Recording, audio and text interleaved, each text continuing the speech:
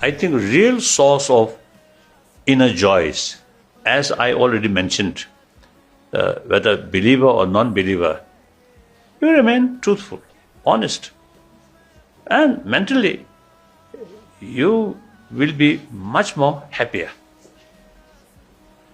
At least much less anxiety, much less stress.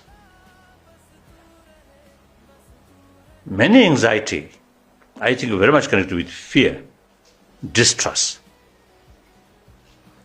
So if you remain honest, truthful, anxiety much reduced, and fear much reduced, distrust much reduced.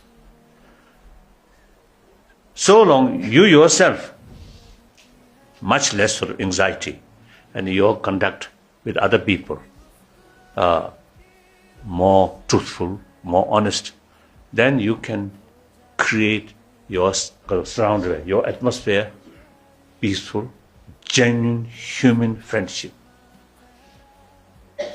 With that kind of atmosphere and with that kind of community or family member, even though you face some problems, that problem may not disturb much your peace of mind.